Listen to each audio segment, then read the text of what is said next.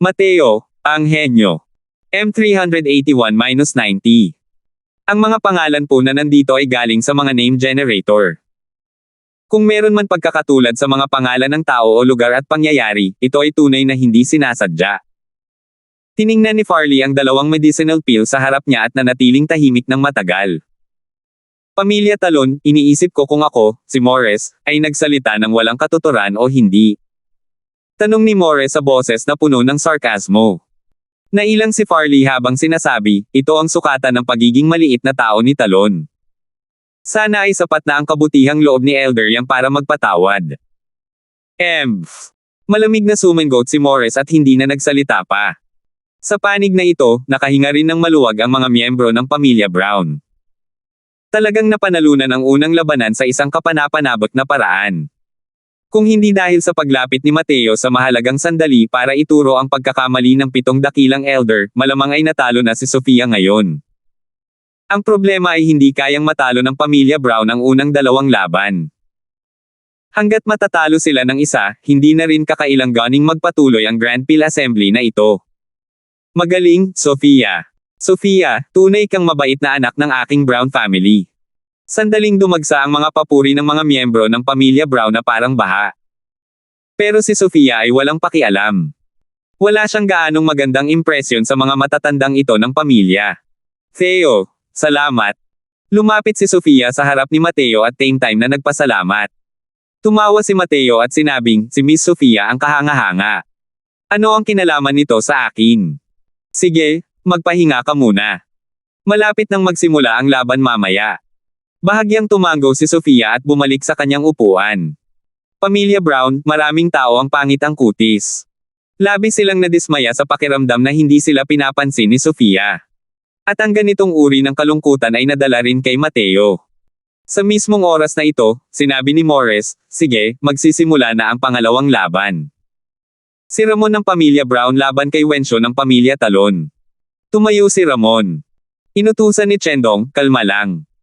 Itigil mo ang laban na ito at ipagkait kay Wenchang ang pagkakataong umakyat sa entablado at tayo ang mananalo. Tumango si Ramon at dumiretso sa entablado. At sa kabilang banda, pinigilan din ni Farley si Wencio at hinimok, Wencio, turuan mo ako ng magandang aral para kay Ramon at ipakita mo sa lahat kung gaano kalaki ang iyong pag-unlad. Opo, pinuno ng pamilya. Habang pinagmamasdan ang papalayong likuran ni Wencio, malamig na ngumiti si Farley at sinabing, Chendong, sa tingin mo ba ay mabibigla ako sa ganitong pagtitipon ng mga sundalong nasa ranggo para sa labanan? Sa harap ng lubos na lakas, isa ka lang biro. Ang ikalawang labanan. Ang pag-unlad ng sitwasyon ng labanan ay lumampas sa inaasahan ng lahat. Si Ramon ang nangungunang henyo ng pamilya Brown. Kahit na wala pa siya sa kanyang tugatog na kondisyon ngayon, ang kanyang lakas at karanasan ay dapat pa ring malampasan si Wencio. Ngunit, nang magsimula ang labanan, si Wencio ay napakalakas, dahilan para mabitawan ng lahat ang kanilang mga baso. Sa unang tugma, na bumubuo ng mga medicinal pills, natukoy ni Wencio ang lahat ng mga spirit medicine at sumulat pa ng 3 sagot na mas marami kaysa kay Ramon sa bahaging bumubuo ng mga medicinal pills. Nakanganga ang lahat at nakatitig. Ang mga miyembro ng pamilya Brown ay labis na natakot. Maging si Chendong ay may seryosong ekspresyon din. Ang lakas ni Wencio ay higit pa sa inaasahan ng lahat. Isang maitim na kabayo. Talagang maitim na kabayo ito.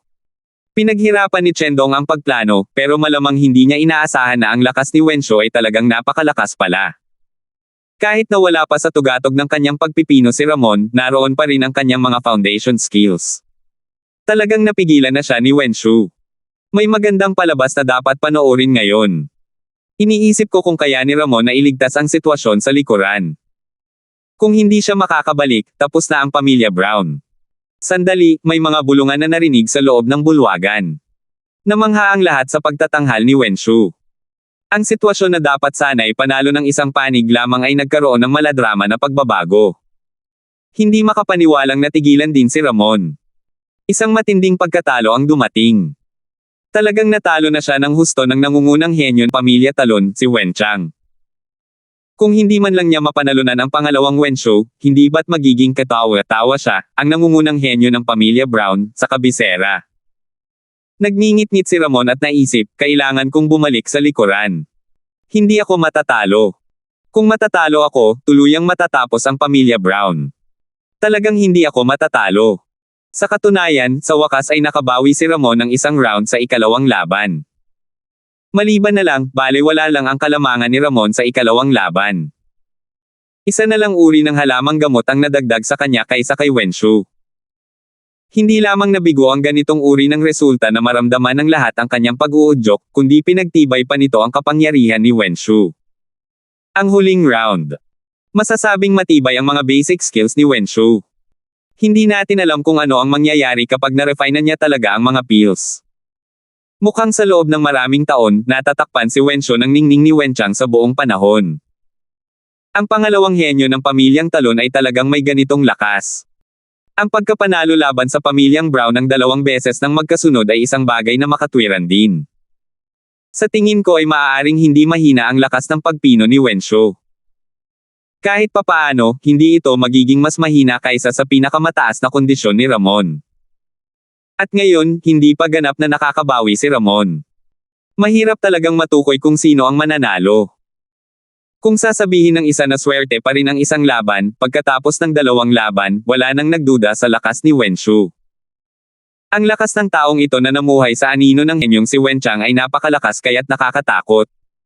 Hahaha. Akala pa naman ng mga hanggal na iyon mula sa pamilya Brown ay kaya nilang talunin ang pamilya Talon natin ng ganito. Nakakainis na biro. Bago pa ako makalusot, ang lakas ni Wenshu ay hindi kailanman naging mas mahina kaysa sa akin. Sa totoo lang, inosente silang naniniwala na kaya nilang talunin ang Wenshu sa pamamagitan ng pag-asa sa isang invalid. Napaka-inosente. Humagalpak ng tawa si Wenchang. Haha. Ibinubuhos na ni Kuya Wenshu ang lahat ng mayroon siya matapos manatiling simple. Sa pagkakataong ito, sa wakas ay ipinakita na niya sa mga tao ng kabisera ang kanyang katalinuhan.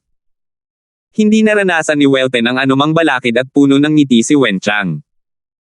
Hey, pero hindi ko rin inakalang si Chendong pala ang nag-ayos para makalaban ako ng lalaking iyon. Nakakatuwa talaga. Tiningnan ni Wenchang si Mateo sa malayo gamit ang mga matang hindi pala kaibigan. Parang nahihiya siya dati sa harap ng mga gate. Sa pagkakataong ito, handa na siyang ilabas ito ng maayos at tuluyang sirain ang tiwala ni Mateo. Habang nagsasalita siya, sinenyasan niya gamit ang kanyang daliri. Si Chengdu, na nasa likuran niya na walang imak, ay may dalang tubig ng tsaa sa harap niya. Tinanggap ni Wenchang ang tsaa at humigop.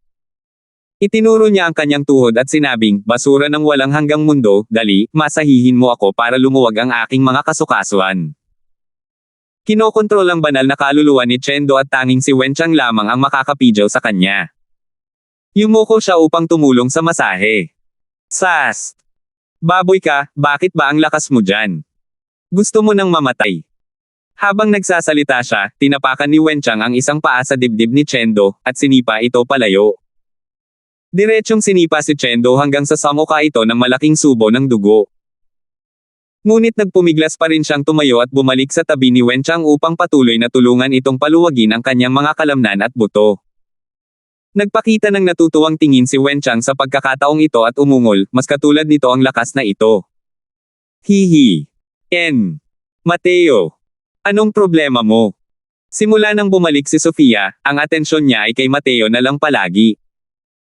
Sa sandaling iyon, bigla niyang naramdaman na medyo magulo ang paghinga ni Mateo at hindi niya maiwasang maging mausisa. Normal lang ang ekspresyon ni Mateo habang inilingon niya ang kanyang ulo at nakangiting sinabi kay Sofia, wala. Nang makita ko lang ang huling labanan, medyo tumataas ang aking isipan. Iyon lang. Hindi alam ni Wenchang kung gaano kaitikot ang kanyang kalaban na pinukaw. 382. Ang laban ni Ramon at Wenchang ay nagsisimula ng makakuha ng atensyon ng lahat. Natural lang, walang makakapansin sa galit ni Mateo, na hanggang sa limitasyon lang sa isang sulok.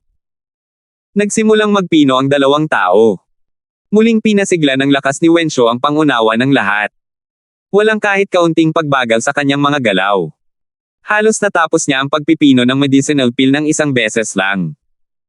Sa kabilang banda, makikita mula sa pagiging pino ni Ramon na wala pa nga siya sa kanyang pinakamainam na kondisyon. Gayunpaman, natapos pa rin niya ang pagiging pino ng mahusay. Nang may hatid ang dalawang medicinal pills sa harap ni Morris, muling napigilan ng lahat ang kanilang mga hininga. Ang laban na ito ang mahalagang labanan na nagtakda kung sino ang mananalo at kung sino ang matatalo para sa dalawang pamilyang Brown at Talon. Matagal na nagsuri ang 7 dakilang elder ng Alchemy King. Si Morris pa rin ang nagsalita, ang pinino ni Ramon ay middle grade. Ang pinino ni Wencho ay high grade. Sa laban na ito, panalo ang Talon family. Sumabog ang ulo ni Ramon kasabay ng isang malakas na pag-ugong. Nawala ng ganito lang. Pamilya Brown. Power. Masyadong nabalisa ang emosyon ni Ramon kaya't sa wakas ay lumabas ang kanyang mga dating sugat, at bumuga ng dugo. Kuya. Ramon. Dali-daling inalalayan ni Chendong at Sofia si Ramon, para lamang makita ang maputlang kutis nito, na mukhang napakahina. Ama. Sofia. Pasensya na. Kay kasalanan ko ang lahat ng ito. Ang pagsisisi sa puso ni Ramon ay may isip lamang. Huwag ka nang magsalita. Magpapadala ako ng mga tao para ibalik ka para makapagpahinga ng maayos. Sabi ni Chendong. Kuya, huwag ka nang magsalita pa. Ginawa mo na ang lahat ng makakaya mo. Tumulo ang mga luha ni Sofia. Pero matigas ang ulong umiling si Ramon at sinabing, hindi. Hindi na ako babalik. Gusto ko makita ang conclusion.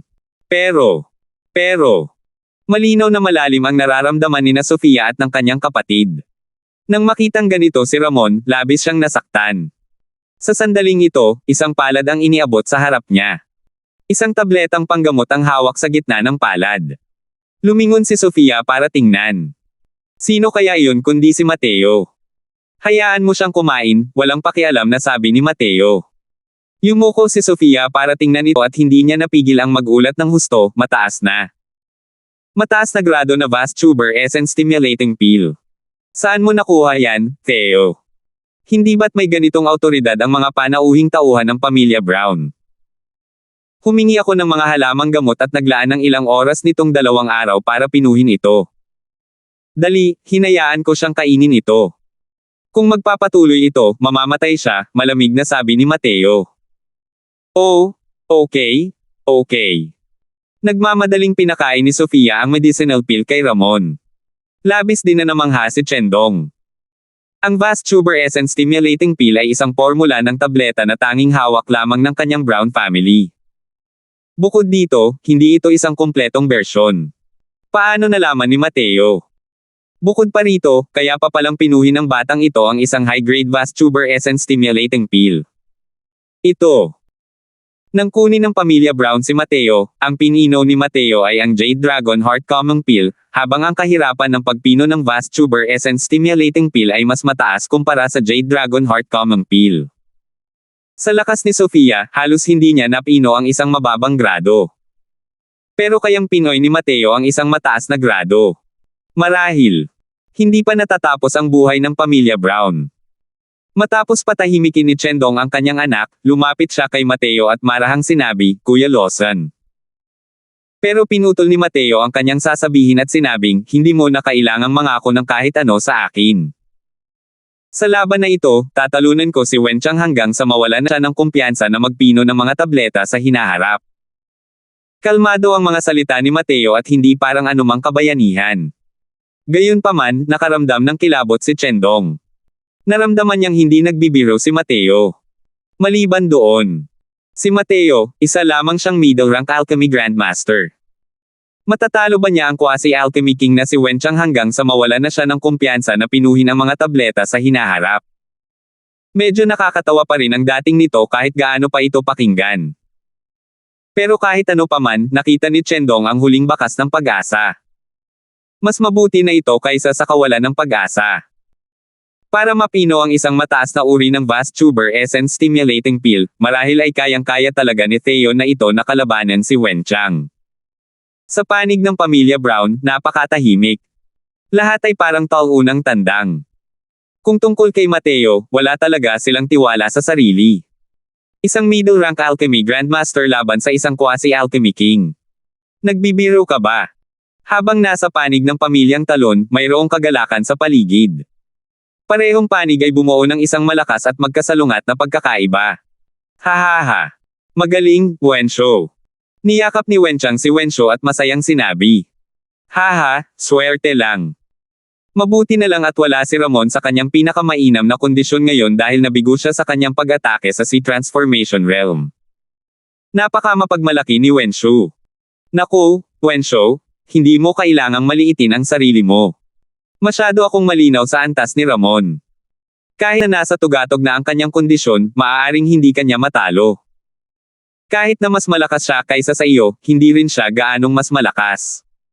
Tumanggaw si Wenshou at sinabing, Susunod, ikaw ang bahala, Wenchang. Tuwang-tuwa si Wenchang nang marinig niya iyon. Sabi niya, hey, excited na akong umakyat sa entablado. Matagal na akong naiinis sa punk na yan. Sa pagkakataong ito, ipapaalam ko sa kanya kung paano pino ang mga medicinal pills. Ngumiti si Wenshou at sinabing, nabalitaan kong ang punk na iyon ay isa lamang middle rank alchemy grandmaster. Gamit ang lakas mo, kaya mo siyang durugan ng tuluyan. Pero Wenchang, kailangan mo pa ring mag-ingat. Hindi mga tanga ang pamilya Brown. Simula nang ipadala nila siya, tiyak na mayroon siyang mga aspeto na higit pa sa iba. Pero walang pakialam na sumagot si Wenchang, anong mga aspeto ang maaaring higit pa sa iba. Matagal ko nang malinaw na tinatanong. Ang punk na ito ay maaari lamang magpino ng Jade Dragon Heart Common Pill.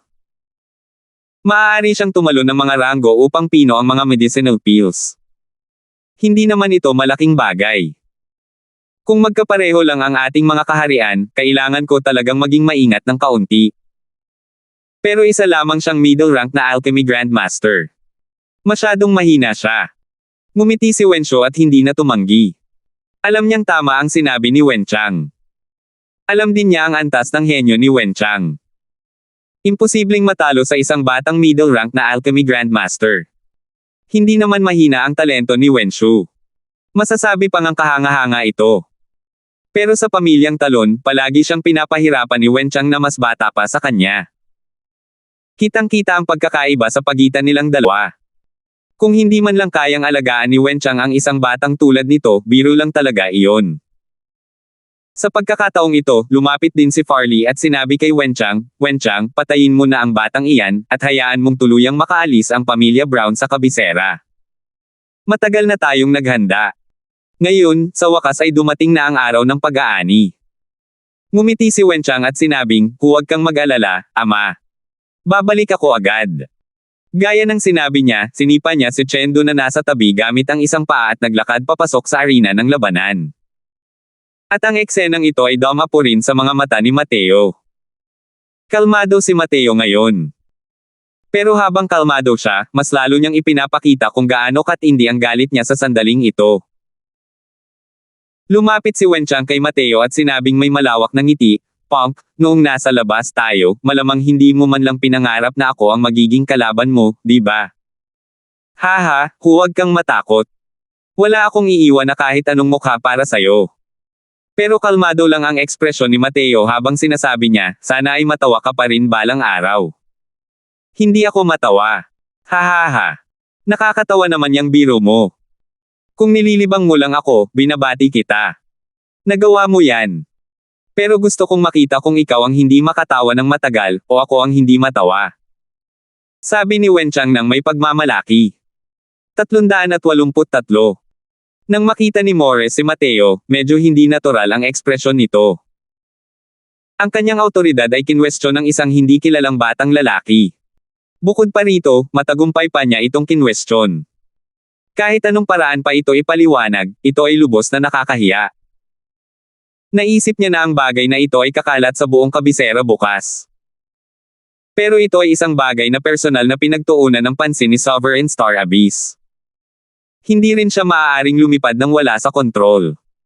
Naisip ni Morris, huwag mo akong hayaang mahuli agad. Kung hindi, papapatayin kita ng napakasama. Pinipigilan ni Morris ang kanyang pag-iisip, ang ikatlong laban, si Theo ng pamilya Brown laban kay Wenchang ng pamilya Talon. Simulan na. Ang unang tugma, na bumubuo ng mga tabletang panggamot. Ilabas mo ang mga gamot na pang-espiritu. Muling narinig ang boses ng hari ng quasi-alchemy. Nang humina ang boses niya, parang nakainom ng stimulant si Wenchang, kakaiba ang pananabik. Habang si Mateo na nasa tapat niya ay pumikit para magpahinga na parang walang kinalaman sa kanya ang lahat ng nangyayari rito. Stop! Sinasadya mong paglilihim. Mapanghamak na sabi ni Wenchang. Di nagtagal, 100 uri ng mga gamot na may espiritu ang dinala sa entablado at puno-puno.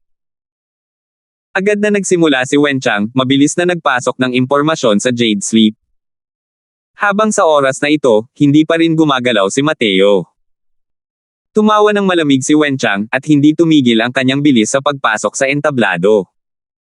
Hindi mahirap para sa kanya ang pagtukoy sa mga gamot na ito. Ang tunay na problema ay ang paggawa ng mga tabletang panggamot. Ang bilis ni Wenchang ay napakabilis. Mas mabilis ito kaysa sa lahat ng nauna sa kanya. Masasabing ang mga pangunahing kasanayan ni Wenchang ay kakilakilabot at matibay. Kahit ang nangungunang henyo ng pamilyang Brown na kilala bilang Ramon ay malayong-malayo sa kanya. Bakit hindi pa nagsisimula si Theo? Baka sumuko na siya. Nasabi ko na, siguradong alam niya lang ang malabong kaalamang iyon, kaya niya nahulaan ng tama. Isang teenager na sanggol, gaano kalalim kaya ang kanyang mga naabot sa alchemy path? Hay nako! Nakakapukaw ng pansin ang pagganap nitong si Theo bago ito. Noong una, gusto ko pa ring makita kung may mga sorpresa. Ngayon, masyado akong nag-iisip. Ang mga abnormal na kilos ni Mateo ay nagdulot ng labis na pagkadismaya sa maraming tao. Sa ganitong uri ng oras kung saan kailangang sulitin ang bawat segundo, si Mateo ay talagang nagpapahinga sa kanyang isipan habang nakapikit. Ano ang ginagawa niya? Hindi ganito ang poster eh. Gaano man kaganda ang poster mo, ano pa ang silbi kung matatalo ka pa rin sa gulo sa huli? Nang makita ni Chendong ang eksenang ito, hiniling niya na sana ay tumalon siya roon at guluhin si Mateo. Ano ang ginagawa niya? Ano ba talaga ang iniisip ng baliw na to, Theo? Bakit hindi pa siya gumagalaw? Nag-aalalang sabi ni Chendong. Ama, ang paggawa ni Theo nito ay dapat may malalim na kahulugan, mahinang sabi ni Sofia. Sa totoo lang, hindi rin siya nang ahas na kumpirmahin ito. Pero si Mateo, ang lalaking ito ay talagang misteryoso. Siguro nga ay may sarili siyang mga plano. Anong malalim na kahulugan ang mayroon? Hindi ko talaga maintindihan. Kaya ba niyang gamitin ang ilong niya para maamoy ang lahat ng uri ng gamot na may kinalaman sa espiritu? O baka naman, nahuhulaan na niya ang formula ng tableta sa isip niya. Medyo naiinis na sabi ni Chendong. Ito. Hindi rin alam ni Sofia kung paano niya ito pasisinungalingan. Malinaw na imposible ang sinabi ni Ama. Walang sino man ang makakagawa ng isang bagay na kasuklam-suklam sa langit. Bagamat matagal ng ibang-iba ang pananaw ni Sofia kay Mateo, hindi rin niya inakalang magagawa iyon ni Mateo. Haha! Puro tanga, dahan-dahan ka lang dyan. Tingnan natin kung paano ka magbibigay ng ulat sa pamilya Brown maya-maya. Natuwa si Wenchang. Natukoy na niya ang kalahati ng mga gamot na ginagamit sa pag-iisip. Pero sa sandaling ito, dahan-dahang iminulat ni Mateo ang kanyang mga mata. Bilisan mo, magsisimula na si Theo. Nagsisimula pa lang siya sa ngayon, hindi ba niya nararamdaman na masyadong mabagal? Natukoy na ni Wenchang ang kalahati ng mga gamot na ginagamit sa espiritu. Gayunpaman, hindi agad natukoy ni Mateo ang mga gamot na pang-espiritu gaya ng kanilang inaakala. Diretso niyang kinuha ang Jade Sleep at sinimulang ilagay ang mga laman. Mas lalong ikinagulat ng lahat ang eksenang ito. Anong ginagawa niya rito? Nagsimulang mag-login pagkamulat niya ng mga mata niya. Haha! Sinusubukan niyang hamanin ang kalangitan dito. Hindi naman niya maaaring natukoy lahat ng mga gamot na ginagamit sa espiritu, di ba? Sa wakas ay naintindihan ko na. Nandito lang ang batang ito para magpatawa. Ang pagtatanong sa 7 matatanda kanina ay maaaring isang bulag na pusa ang nakahuli ng patay na daga at nabangga ito. Nahulog ang salamin ng lahat dahil sa mga hindi pangkaraniwang kilos ni Mateo. Kalimutan na natin ang isang binatilyo, kahit ang mga alchemy kings na nabuhay ng ilang daang taon ay hindi rin nang ahas na sagutin ang mga ganoong tanong. Pagkatapos ng 15 minuto, dahan-dahang ibinuka ni Mateo ang kanyang bibig at sinabing, tapos na ako. Habang nagsasalita siya, iniabot ni Mateo ang Jade Slip sa quasi-alchemy king na iyon. Natigilan si Wenchang sa ginawa ni Mateo at hindi sinasadyang natigilan. Hindi pwede, di ba? Tapos ka na. Hinahamon mo ba ang mga nakatatanda? Kalimutan mo na yan, kalimutan mo na yan. Wala rin akong pakialam sa'yo. Walang imek si Wenchang. Sa labas ng entablado, mas lalong lumakas ang ingay. Diyos ko! Saan nanggaling ang batang ito? Talagang talo na ako. Hihi, iniisip ba niya na isa siyang Diyos? Isang sulyap lang at lahat ng sagot ay malinaw na malinaw sa puso niya. Dumating ang lahat ng uri ng pangungutya. Ngunit mayroong isang maingay na pormasayon sa entablado. Hindi ito narinig ni Mateo. Pagkatapos niyang ibigay ang Jade Sleep, pumunta siya sa isang tabi para magpahinga. Putok. Ang tasa sa kamay ni Chendong ay dinurog niya hanggang maging pulbos. Pinagtatawanan ba nitong baliw na to ang pamilya Brown ko? Para maging mahinahon ng ganito. Dati, sinabihan niya pa ako na huwag nang magtiwala si Wenchang na magpino ng mga table tas sa hinaharap. Puro kalokohan. Galit na naggalit si Chendong sa kanyang mga ngipin. Hindi nakaimik si Sofia. Sa totoo lang, pakiramdam niya ay masyado itong pabaya sa paggawa nito. Maaari kayang ang nangyari kanina ay isa lamang niyang maling akala. Pagkatapos ng 4 na oras, sa wakas ay nahinuhan ni Wenchang ang lahat ng sagot at ibinigay ito. Sabay na ibinuhos ng quasi-alchemy king ang mga Jade Sleep ng 2 tao. Tinanggap ni Morris ang mga Jade Sleep ng 2 tao at maginhawang inilagay ang Jade Sleep na may sagot na modelo at ang Jade Sleep ni Wenchang sa loob ng Spirit Artifact. Lumitaw ang maliwanag na kurtina. Ang dahilan kung bakit niya ginawa iyon ay dahil naniniwala na siyang nandito si Mateo para manggulo. Nasagutan lahat ng tanong sa loob lang ng 15 minuto. Paano nangyari iyon? Dati, tama ang hula ng batang ito. Bulag talaga ang langit. Habang pinagkukumpara ito, palihim na tumango si Morris. Maaasahan pa rin ang Wenchang na ito. Karapat-dapat siyang maging unang tao sa mga nakababata na uusad sa quasi-alchemy king. Wenchang, 100 uri ng mga gamot na may espiritu, tama lahat. Mayroong kabuoang 73 uri ng komposisyon na nahinuha naming 7, at ang sagot ni Wenchang ay 56 na uri.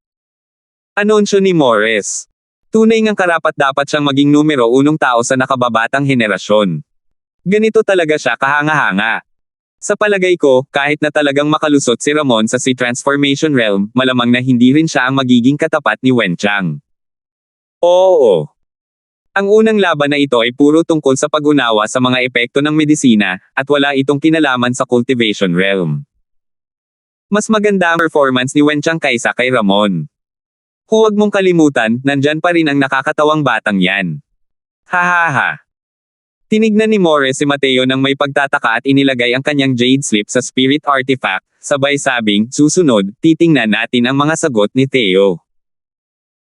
Kapag nakasagot siya sa loob lamang ng 15 minuto, dapat ay mayroon na siyang pinag-isipang mabuti na plano, tama ba?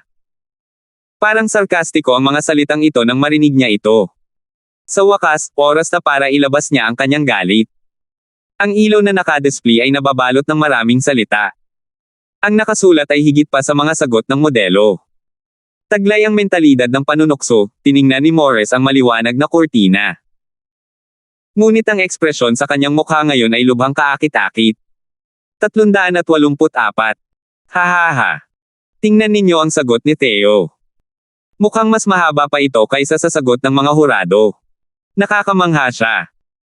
Kaya pa nga niyang ituro ang mali sa sagot ng 7 dakilang elder, kaya natural na mas mataas ang level niya kaysa sa 7 dakilang elder na pinagsama-sama. Natural na mas mahaba rin ang sagot niya. Faff! Ang sama mo talaga. Pero sumobra talaga ang ginawa ng batang to para pasayahin ang publiko gamit ang kalokohan, dahil baka hindi malaman ng iba na isa siyang hanggal. Nang makita ang siksik na mga sagot sa maliwanag na kurtina, kinutya ng lahat si Mateo. Ang sagot ng isang kalahok ay higit pa sa sagot ng modelo. Nakakatawa ba ito? Inisip ba talaga niya na isa siyang alchemy sovereign na kayang talunin ang 7 magagaling na eksperto sa alchemy king? Hindi nila napansin na ang mata ng Sovereign Star Abyss na nakapikit noon ay bahagyang bumukas. Ang kanyang mga mata ay naglalabas ng 2 sinag ng liwanag habang nakatingin sa kurtina. Anong problema, Elder Yang?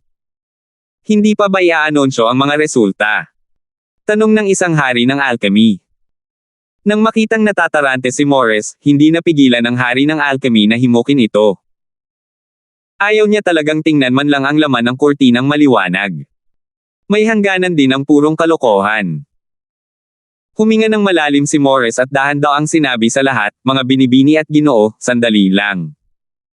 Hayaan ninyong pag-usapan natin ito. Pagkatapos magsalita, sinabi ni Morris sa anim na iba pang hurado sa mahinang boses, kayong ilan, tingnan ninyong mabuti ang mga sagot ni Theo. Natigilan ang anim na hari ng alchemy nang marinig nila ito. Hindi sinasadyang nabaling ang kanilang tingin sa maliwanag na kurtina. Isang tingin lang, at lahat sila ay gulat na gulat.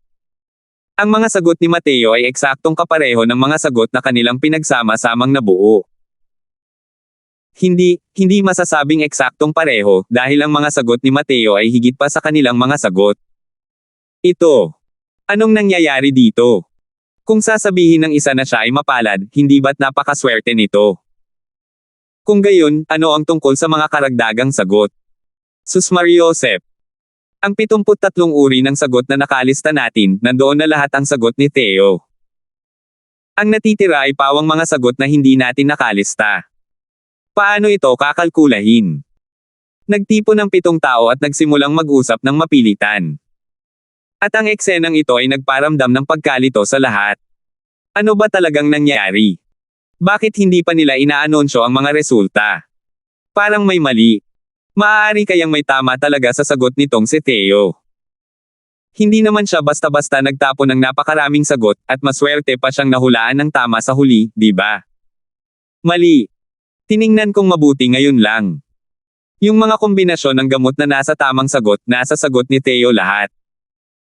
Ibig sabihin, nasagot niya ng tama lahat ng tanong.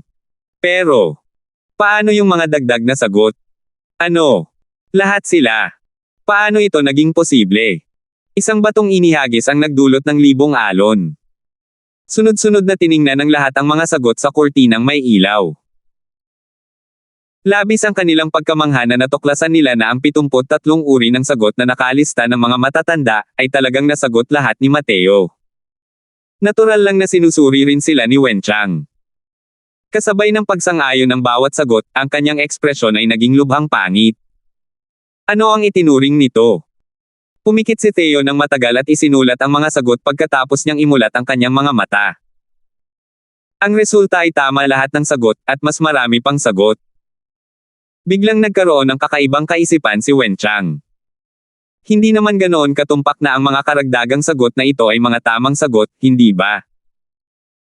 Maaari kayang ang batang ito ay may kakayahang manghula at nakakaalam ng nakaraan, kasalukuyan, at hinaharap. Masyado itong walang katuturan. Sa oras na ito, hindi pa rin alam ni Morris at ng iba pa ang resulta. Para sabihing natalo si Theo, nasagot na nga niya ang lahat ng tanong. Para sabihing nanalo si Theo, mas marami pa ang mga sagot niya kaysa sa mga taong sagot. Ano ba ang meron sa mga dagdag na sagot na ito? Walang magawa, si Morris ay tumayo na lamang at sumaludo sa Sovereign Star Abyss, sabay sabing, Lord Star Abyss, tingnan mo ang resulta ng laban na ito. Paano ito dapat harapin? Pumikit muli si Star Abyss sa pagkakataong ito. Mahinang nagsalita siya ng 3 salita, panalo si Theo. Hindi malakas ang boses, pero malinaw itong nakarating sa pandinig ng lahat. Nanginig ang buong katawan ni Wenchang, at agad na namula ang kanyang mga mata. Pilit na pinipigilan ang galit sa kanyang puso, yumuko si Wenchang kay Star Abyss at nagtanong, Lord Star Abyss, matapang na tanong ni Wenchang. Napakaraming walang kwentang sagot ang nasagot ni Theo, kaya bakit pa siya mananalo? Maaari kayang dahil lang sa nasagot niya lahat ng modelong sagot. Labis na nagulat si Farley at dali-daling sumigaw, Wenchang, itikom mo ang bibig mo para sa akin. Paano mo nagawang maging bastos kay Lord Star Abyss? Sino ang mag-aakala na bahagyang ikinumpas ni Star Abyss ang kanyang mga kamay para pigilan siya at malamig na sinabi, sagot na modelo. Saan nanggagaling ang sagot na modelo? Kung sasabihing mayroong sagot na modelo, ang sagot ni Theo ay ang sagot na modelo. Ugong. Nang lumabas ang mga salita ni Star Abyss, nagkaroon ng malaking ingay. Ang sagot ni Theo ay ang huwarang sagot. Ito. Paano ito naging posible? Ang sagot ni Theo ay ilang dosenang mas marami kaysa sa sagot ng 7 dakilang hari ng alchemy. Ang sagot niya ay ang huwarang sagot. Hindi at ibig sabihin noon ay mas malakas pa ang individual niyang lakas kaysa sa pinagsama-samang 7 dakilang hari ng alchemy. Ang ganitong uri ng resulta kapag narinig ay isa lamang pantasya. Kung ang mga salitang ito ay galing sa bibig ng ibang tao, tiyak na ituturing nila itong kalokohan. Ngunit ang mga salitang ito ay binigkas lamang ng Sovereign Star Abyss. Sino ang Sovereign Star Abyss? Siya ang may ganap na awtoridad sa mundo ng alchemy ng Central Capital. Ang mga salitang sinabi niya, sino ang nang-ahas na questionin ang mga ito? Napakahirap talagang ilarawan ni Theo na ito. Para iliste pa ang napakaraming kombinasyon ng mga gamot. Maaaring alam na niya noon pa kung aling mga gamot na pang-espiritu ang maaaring lumitaw ngayon. Kung hindi, paano niya mahihinuha ang napakaraming sagot sa loob lamang ng maikling panahon? Oo nga. Napakawalang kwenta talaga ng batang ito. Kapag isinulat niya ang mga sagot mula simula hanggang katapusan ng walang tigil, parang matagal na niyang alam ang mga sagot. Posible kayang alam na niya talaga ang mga sagot ng maaga. Alam ko na ang asterisk s asterisk ko. Hindi mo ba nakita na ang mga sagot na isinulat niya ay ilang dosenang mas marami kaysa sa mga modelong sagot? Binilang ko lang, si Theo ay sumulat ng kabuoang 120 sagot. Mahigit doble pa sa mga sagot na isinulat ni Wen Chang. Ito ay talagang brutal. Walang imak na tumingin sa paligid si Wen Chang na wala ng malay. Hindi mahanap ng kanyang mga mata ang sentro ng atensyon. Ang mga siksik na sagot sa maliwanag na kurtina ni Theo ay pawang mga tamang sagot. Maaari kayang ang mga basic skills ng batang ito ay mas malakas pa kaysa sa pinagsama-samang 7 dakilang alchemy king. Ang pagkukumpara sa kanya kay Mateo ay parang pagkukumpara lang ng alitaptap sa maliwanag na buwan. Sa pagkakataong ito, si Mateo na tahimik na nakaupo sa buong oras na walang interes ay biglang tumayo at lumapit kay Wen Chang. Sinabi niya nang may ngiti sa kanyang mukha, simula pa lang ito. Mas magiging interesante pa ito sa likuran. Maaari kang magpatuloy sa pagtawa. Kung hindi ka tatawa, walang saysay. Pagkatapos magsalita, bumalik si Mateo sa kanyang lugar at sinabi sa quasi-alchemy king na iyon, maaari mo nang simulan ang pangalawang round. Natigilan ang hari ng quasi-alchemy, Oh. Habang sinasabi niya, ibinoling niya ang tingin kay Morris, naghihintay sa kanyang utos. Tumango si Morris at sinabing, ang pangalawang laban, ang pag-deconstruct ng mga medicinal pills. Simulan na. Nakakapangilabot na galit. Itinuro ni Wen Chang si Mateo at sumigaw, Punk, huwag mong isipin na sigurado kang mananalo ng ganito. Hindi pa rin natin alam kung sino ang magtatagumpay. 385. 3 tabletang panggamot ang iniharap kina Mateo at Wen Chang, ayon sa pagkakabanggit. Ipapahayag na sana ng quasi-alchemy king ang pagsisimula ng harangin siya ni Wen Chang. Sandali lang. Kumunat ang noo ng hari ng quasi-alchemy at nagtanong, ano iyon? Pinagsalikop ni Wen Chang ang kanyang mga kamay kay Morris at sinabing, Elder Yang, hinihim ko na buuin ang 10 medicinal pills. Bukod pa rito, isama mo rito ang 3 quasi-tier 4 na medicinal pills. Nang marinig iyon ni Morris, nanliit ang kanyang mga mata.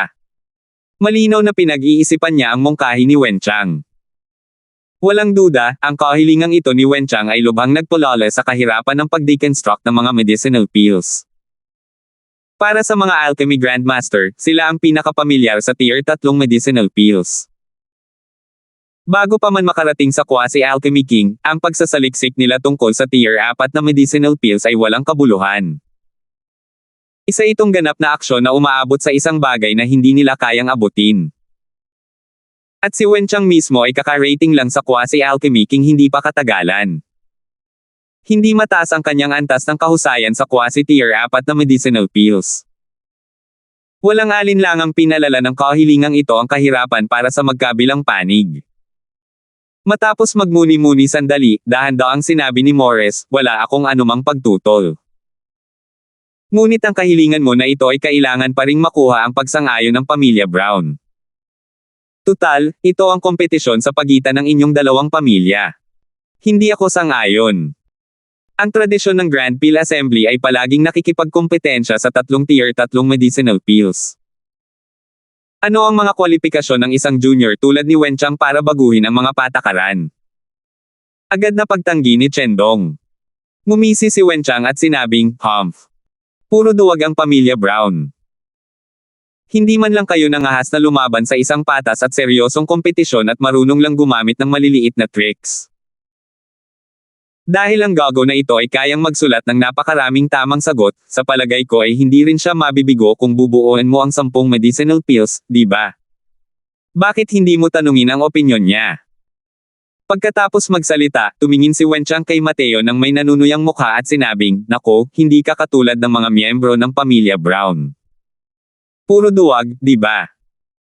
Tumingin si Mateo kay Wenchang nang may ngiti na hindi naman talaga isang ngiti at sumagot ng tanong, "Gusto mo ba talagang makipagkompetensya?" Hindi alam kung bakit, nang makita niya ang ngiti ni Mateo, biglang nakaramdam ng hindi magandang pakiramdam si Wenchang. Pero nasabi na niya ang mga sinabi niya. Natural lang na wala na siyang dahilan para bawiin ang mga ito at sampelan ang sarili niyang mukha. Bukod pa rito, kahit na mas malakas ang punk na ito, hindi rin posible na sirain ang quasi tier 4 na medicinal pills, tama ba? Siyempre naman. Ang mga salitang sinabi ko, si Wenchang, paano nagkaroon ng loika na bawiin sila? Sabihin mo lang kung maglalakas loob ka o hindi.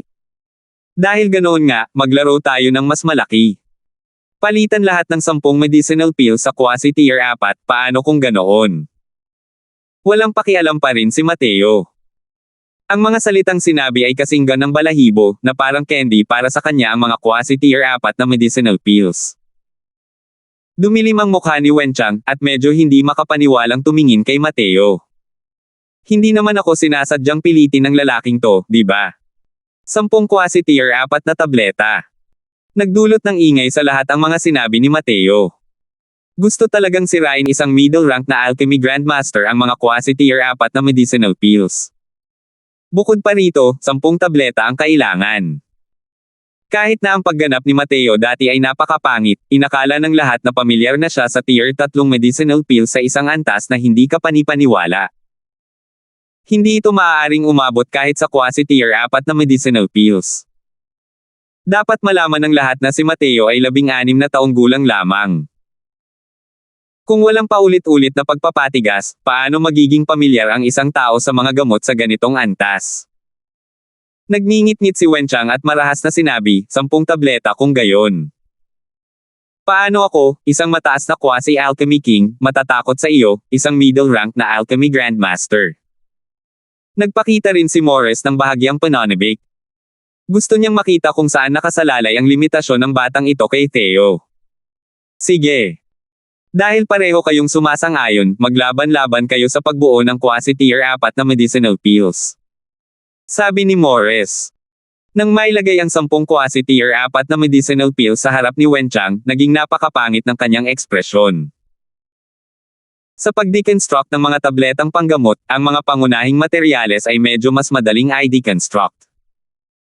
Ngunit ang mga karagdagang materyales ay hindi ganoon kadaling i-deconstruct.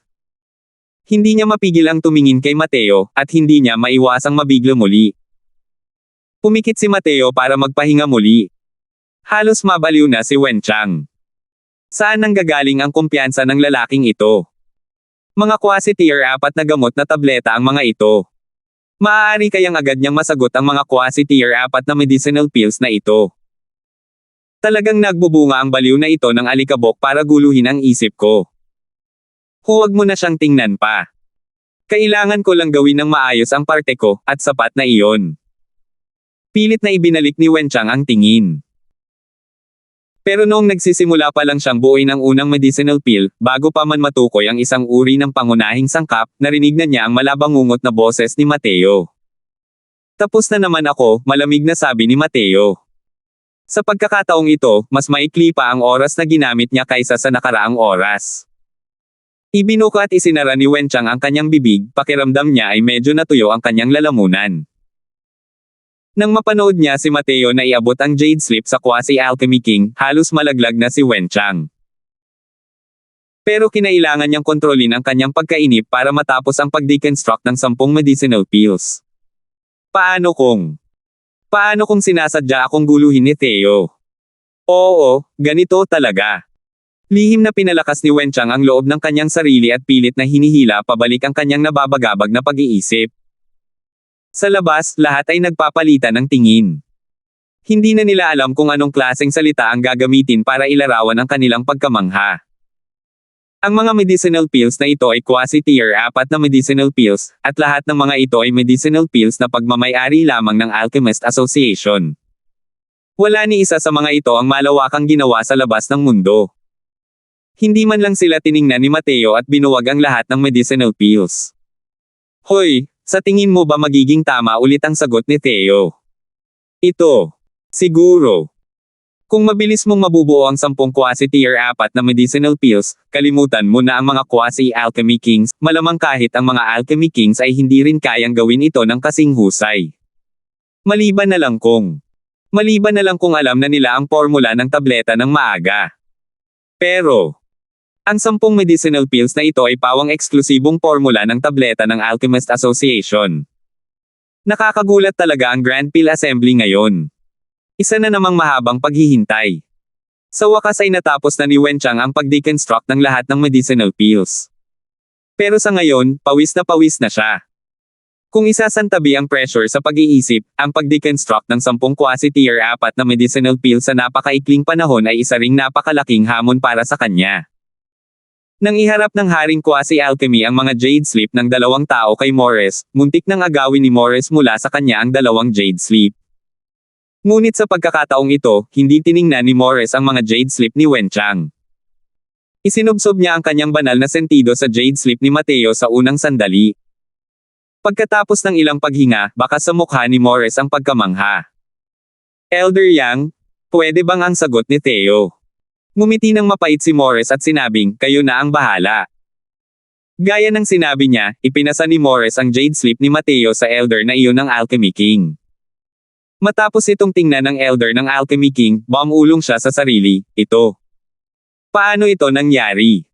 Matapos itong tingnan ng 7 matatanda, halos magkapareho ang ekspresyon sa kanilang mga mukha. Alam ng lahat na ang Jade Sleep ni Wenchang ay hindi na kailangang tingnan pa. Ngunit dahil sa isang responsableng saloobin, matapos ang mahabang panahon ng pagkagulat, tiniis pa rin ng 7 matatanda na tingnan ang Jade Sleep ni Wenchang. Gayunpaman, ang kanilang mga ekspresyon habang tinitingnan ang Jade Sleep ni Wenchang ay walang pakialam. Maliwanag, matapos nilang basahin ang Jade Sleep ni Mateo, nalaman na nila na wala itong lasa. Sa ikalawang laban, ang pag-deconstruct ng mga medicinal pills, ganap na na-deconstruct ni Theo ang mga bahagi ng lahat ng 10 medicinal pills, at nasagot niya ng tama ang lahat ng tanong. Sa laban na ito, panalo si Theo ng Brown family. Sa wakas ay inanunsyo ni Morris ang mga resulta. 386. Ugong.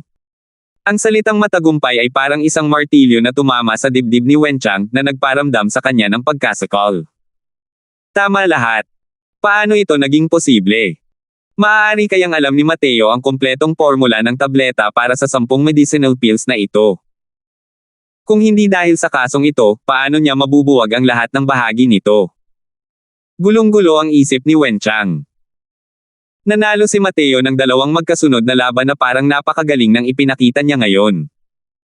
Isa itong napakalaking dagok para sa kanya. Siya ang numero 1 henyo ng pamilyang Talon, isang maalamat na figure sa henerasyon ng mga nakababata. Hindi naman sa hindi niya kayang tumanggap ng pagkatalo, pero ang ganitong uri ng pagkatalo ay talagang dahilan para hindi niya ito matanggap. Ang mga kasagutan na pinagdaanan niya sa napakaraming hirap at pinaghirapan niyang hanapin ay hindi man lang lumapit sa kanya. Isa pa, mula simula hanggang katapusan, hindi man lang tiningnan ni Mateo ang mga tanong at direktang isinumite lang ang mga sagot.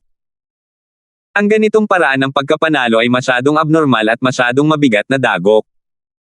Sa sandaling ito, narinig ko lang si Morris na dahan-daang nagsabi, alam kong lahat ay maaaring may pagdududa tungkol sa resultang ito. Kaya uutusan ko ang isang tao na selyuhan ang lahat ng mga medicinal pills na naruroon at ang 2 Jade Sleep na ito. Kung mayroon mang tumututol, maaari silang pumunta sa Wind Emperor upang humiling na buksan ang selyo o magbayad ng sapat na halaga sa Alchemist Association. Ang 10 medicinal pills na ito ay eksklusibong pagmamayari ng Alchemist Association. Upang hindi tumagas ang formula ng pills, natural na kailangang magbayad ng sapat na halaga para makita ito.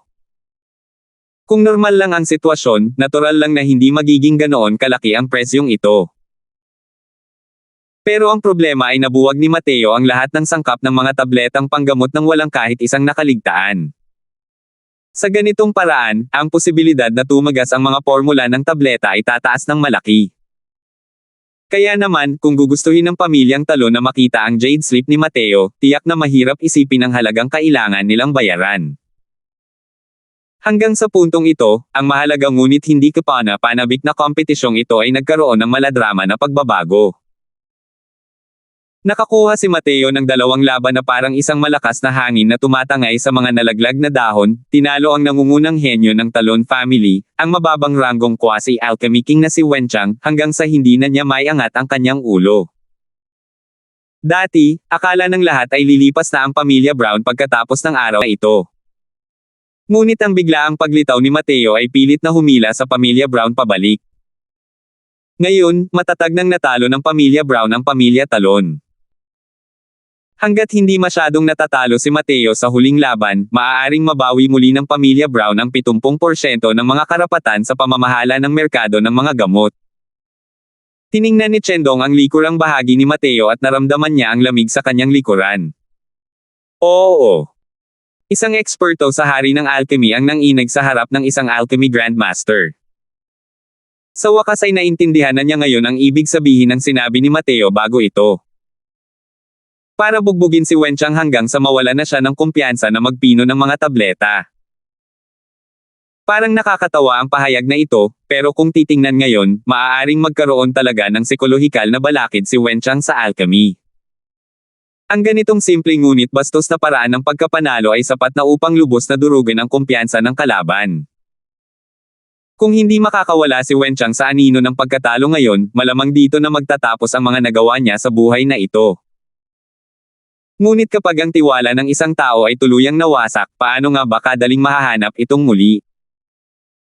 Ang ganitong paraan na sumire sa kalaban ay mas malupit pa kaysa sa direktang pagpatay sa kanya. Paano nga ba nasaktan ni Wenchang si Theo at gagamit pa ito ng ganito kalupit na paraan para sirain ang tiwala niya sa sarili? Nangahas si Chendong na kumpirmahin na wala talagang ganitong intensyon si Mateo bago siya pumunta. Ang desisyong gawin ito ay dapat na biglaan. Nanatiling naguguluhan si Chendong matapos itong pag-isipan. Anong klaseng kakatwa ba ang natagpuan ng aking kasintahan? Hindi namamalayang tumawa ng mapait si Chendong sa kanyang puso.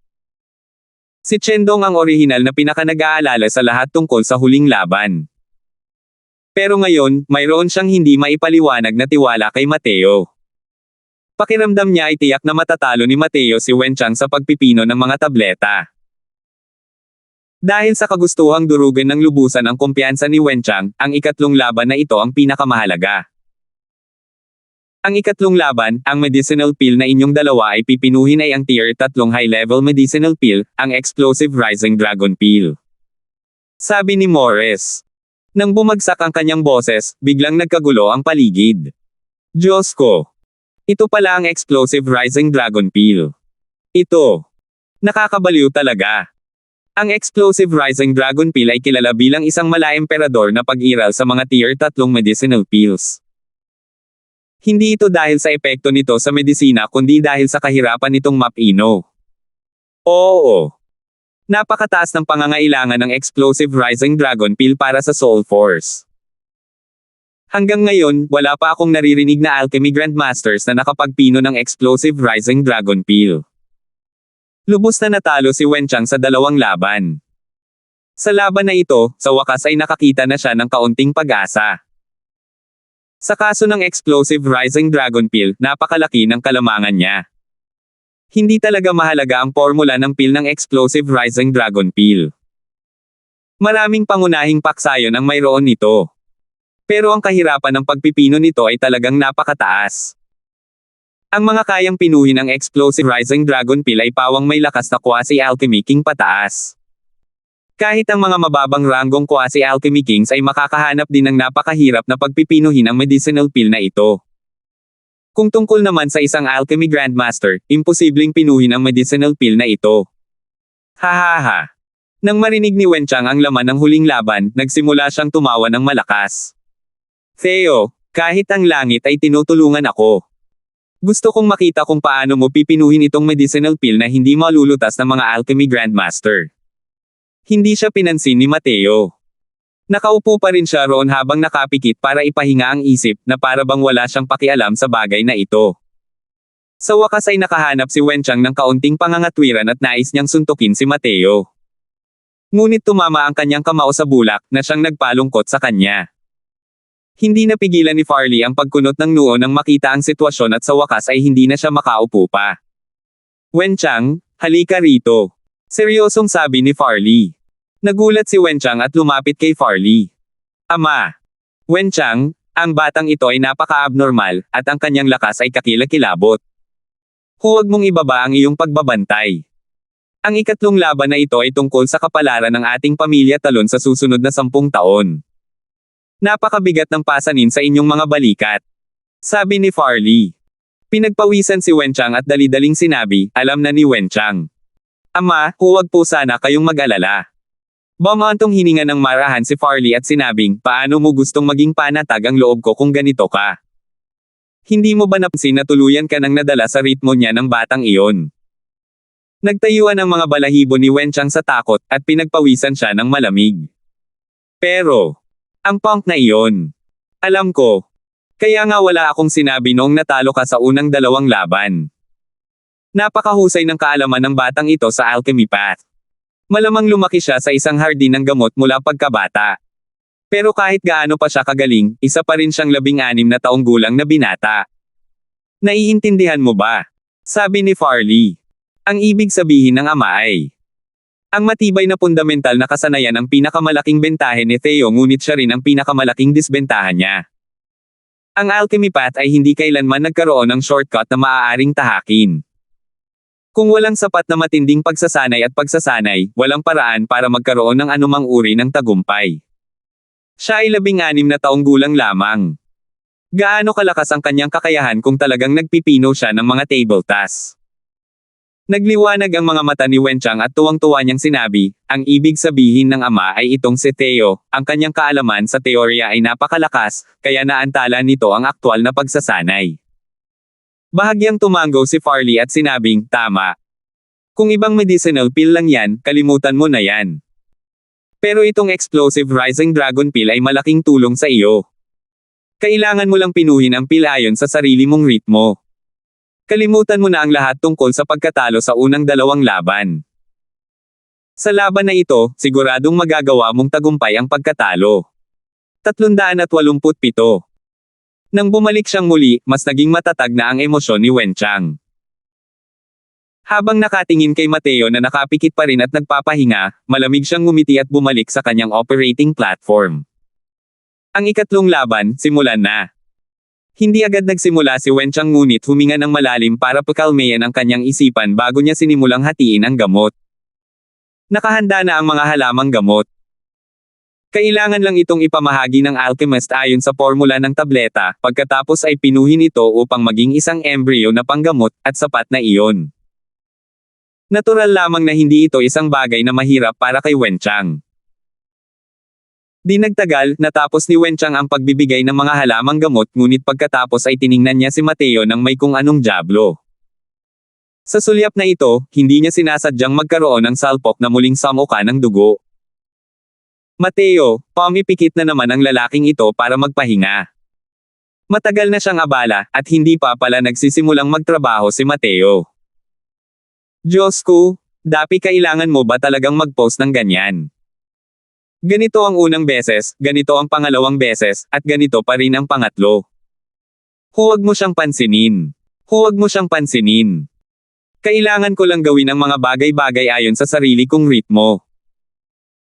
Isa lamang siyang middle rank alchemy grandmaster, imposibleng pinuhin ang Explosive Rising Dragon Pill. Paulit-ulit na paghihikayat ni Wenchang sa sarili. Matapos itong bigkasan ng tahimik ng 10 beses, sa wakas ay medyo naging matatag na ang emosyon ni Wenchang. Sa pagkakataong ito, sumumpa siyang hindi na muling titingin kay Mateo. Pagkalipas ng halos 1 oras, malapit nang matapos ang pagpipino ni Wenchang sa medicine embryo.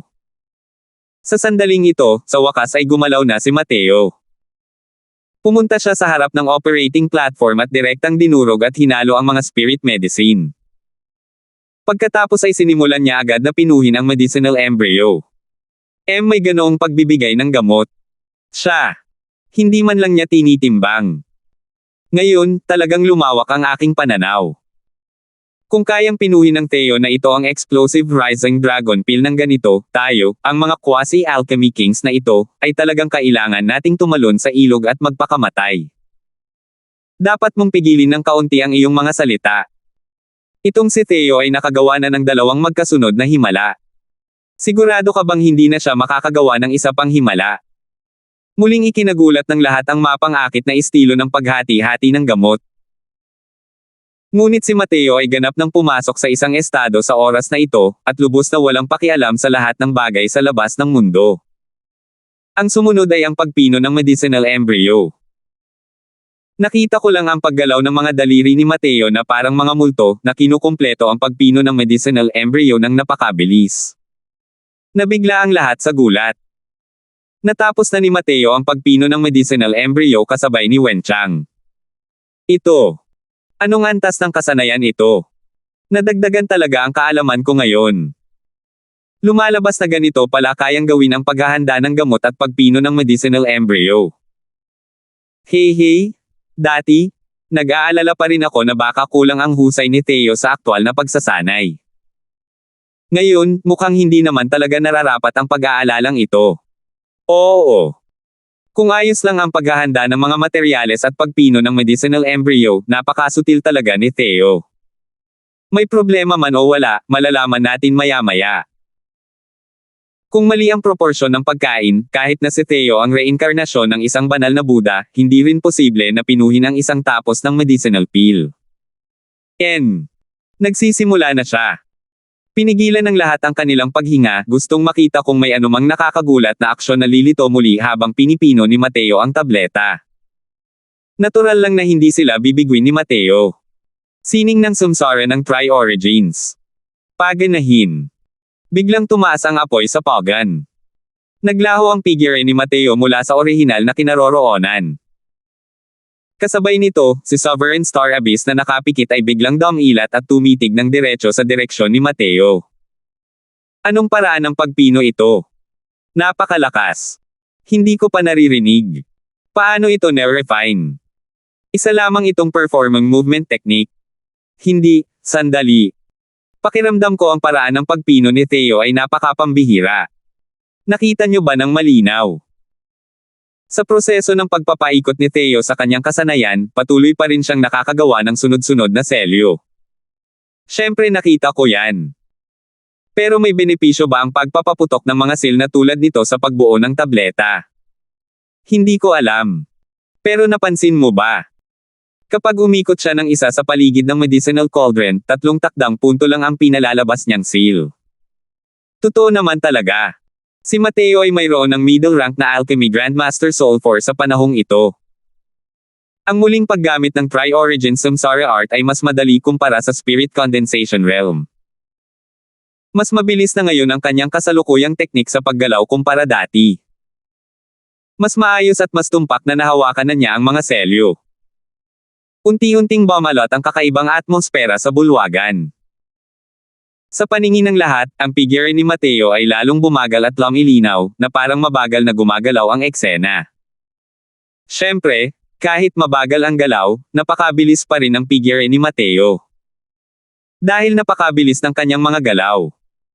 Pakiramdam ng lahat ay nakalulugod ito sa mata at isipan.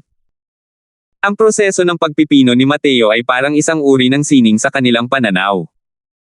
Sila'y nalunod sa labis na kaligayahan nito. Para silang lasing o nananaginip. Sa ilalim ng ganitong kalagayan, mabilis na lumipas ang oras. 1 oras ang lumipas sa isang iglap. Pagkatapos ay mahinang sumigaw si Mateo, mag-confine. Sa sandaling ito, ang kalderong panggamot ay nababalutan ng isang makulay na liwanag. Ito ay nanatili ng matagal nang hindi nawawala. Ang buong lugar ay tahimik na parang tumigil ang oras. Tanging ang mga kilos ni Wenchang na may pawis na tumutulo sa kanyang mukha ang nagpaparamdam sa mga tao na parang dumadaloy pa rin ang oras. Maliban na lang kung ikukumpara sa proseso ng pagpipino ni Mateo, ang pagpipino ni Wenchang ay parang isang payaso lamang.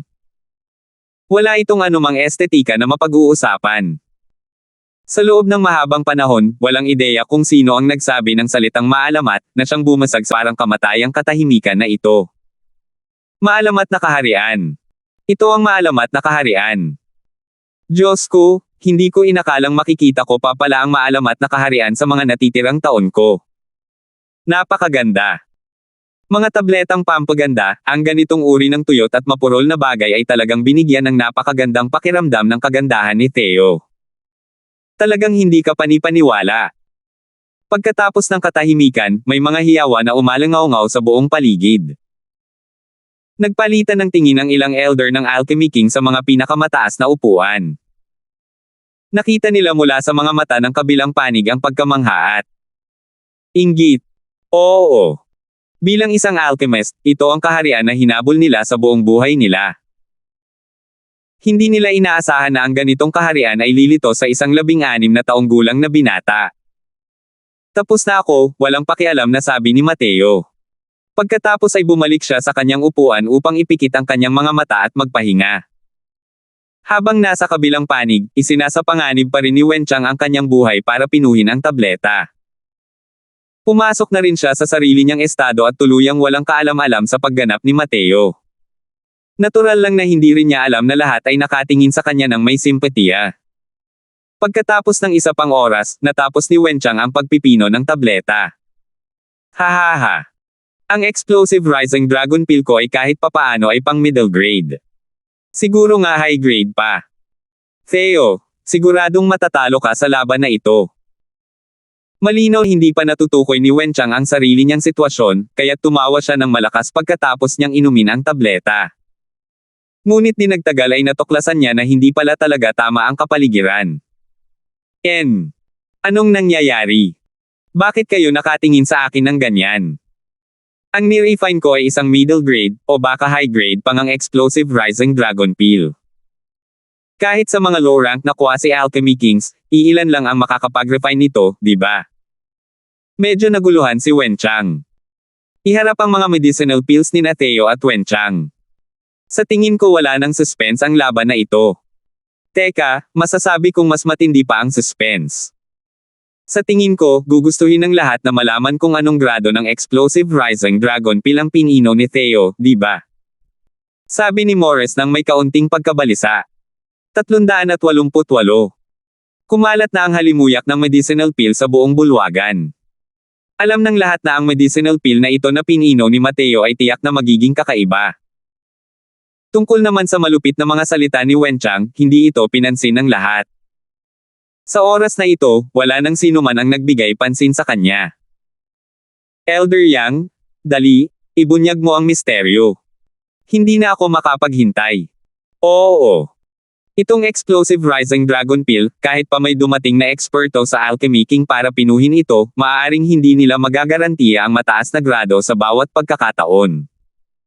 Lalo na ang mas mataas na grado. May kutob ako na ang explosive rising dragon pill na ito ay malamang hindi limitado sa antas ng superior grade. Diyos ko, isang transcendent grade explosive rising dragon pill. Hindi talaga ako makapaniwala sa nakikita ko. Mukhang naguguluhan si Wenchang. Ngunit nang marinig niya ang mga sinabi ng lahat, sa wakas ay naintindihan niya ng kaunti. Kahit papaano, alam niyang lubos na siyang binabaliwala ng mga tao. Si Theo, siya. Ano ba ang ginawa niya? Tiningnan ni Morris ang gamot na hawak ni Mateo mula kaliwa pa kanan. Habang tumitingin siya, lalo niyang hindi kayang ibigay ito. Sa wakas, bumantong hininga si Morris sa paghanga at sinabing, tama ang hula ninyo.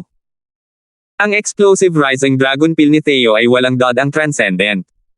Para itong isang immortal na gamot para sa mga martial artist na naglilinang ng mga pamamaraan ng paglilinang ng katangian ng apoy. Nanigas ang buong katawan ni Wenchang doon.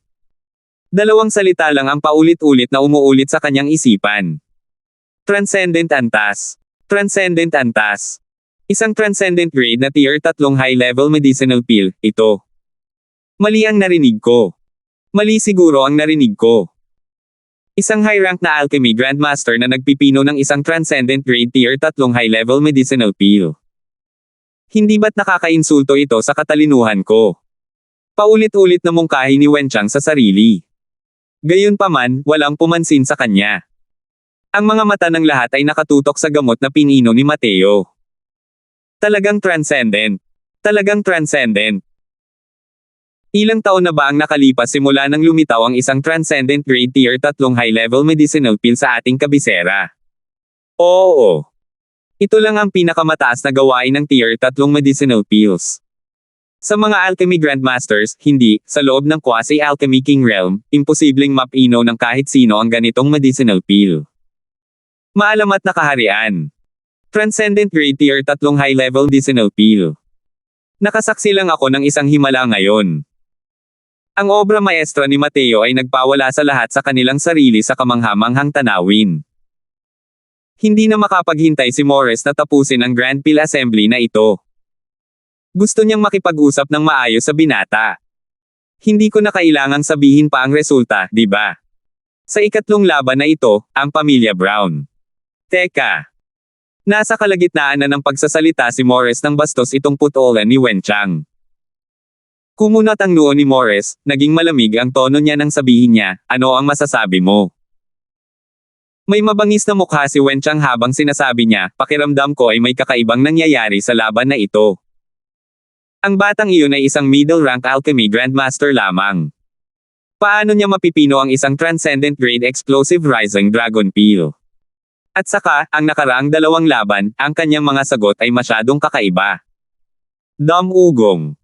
Sumabog ng tuluyan ang aura ni Morris sa Soul Sea Realm. Isang napakalakas na aura ang dumurog kay Wenchang hanggang sa makaramdam siya ng pagka-asphyxiated. Malinaw na talagang nagalit si Morris sa pagkakataong ito. Ang ibig mong sabihin ay, ang ating Alchemist Association ay makikipagsabuatan sa pamilya Brown upang makisali sa pandaraya sa Grand Pill Assembly na ito. Mahinahong sabi ni Morris, ngunit ramdam ng kahit sino ang kanyang galit. Labis na nagulat ang lahat. Ang mga salitang ito mula kay Wenchang ay maituturing na parang tumusok sa pugad ng putakti. Bagamat punong himpilan ng Alchemist Association ng kabisera ay nasa ilalim ng pamamahala ng Wind Emperor, hindi ibig sabihin nito na malayang makapagbibigay ng mga utos ang Wind Emperor sa Alchemist Association. Sa katotohanan, ang Alchemist Association ay hindi lubos na nakikinig sa mga utos ng Wind Emperor. Dahil lang iyon sa Fierce Gale World, ang Wind Emperor ay isang napaka-espesyal na nilalang. Siya ang natatanging makapangyarihang nilalang sa maliit na mundong ito. Upang maipahayag ang kanilang paggalang, kaya naman isinailalim sa pamamahala ng Emperador ng Hangin ang samahan ng mga alchemiko.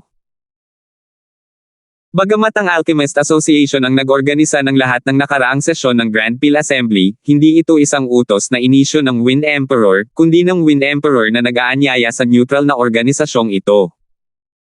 Sa lower realms, maliban na lang kung may pinsala sa utak ang mga ito, walang sino man ang nang-ahas na pukawin ang isang organisasyon tulad ng Alchemist Association.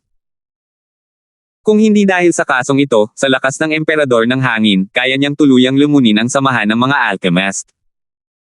Gayunpaman, naglakas loob ba siya? Labis na natakot si Farley sa mga sinabi ni Wenchang. Lumapit siya upang salubungin si Morris at sinabing, huwag mo siyang sisihin, Elder Yang. Wenchang, sandali siyang nalilito. Kaya nga niya sinasabi ang mga nakakasakit na salita. Ang Alchemist Association ay nagdaos ng napakaraming sesyon ng Grand Pill Assembly at palaging walang kinikilingan. Paano kami nang ahas na magtanong? Wenchang, bakit hindi ka humingi ng tawad kay Elder Yang? Pagdating niya sa dulo, seryoso na ang tono at mukha ni Farley. Pero, tuluyan nang nawala si Wenchang sa sarili. Paano siya makikinig? Bakit ko pa kailangang humingi ng tawad? Ama, hindi ba sa tingin mo ay napakamapanlin lang? Hindi man lang tumingin at gumawa ng napakaraming formula ng tableta ang batang iyon. Binura pa niya ang lahat ng 10 quasi-tier 4 na medicinal pills. Kung hindi dahil alam na niya ang mga sagot ng maaga, dahil isa lamang siyang middle-rank alchemy grandmaster. Sampal. Hindi pa tapos magsalita si Wenchang nang isang malakas na sampal ang ibinato ni Farley, dahilan para lumipad siya. Nang gumapang siyang muli pataas, ang buong mukha ni Wenchang ay namamaga na parang ulo ng baboy. Ang dugo ay nasa lahat ng dako ng kanyang mukha, mukhang napakasama. Walang galang na anak. Kung magsasalita ka pa ng kalokohan, tingnan mo kung hindi kita mapipinsala. Halika, mga kasama. Ibalik ninyo sa akin ang walang galang kong anak na ito, at bantayan ninyo siya ng mahigpit. Walang sino man ang pinapayagang magpalabas sa kanya ng walang pahintulot ko.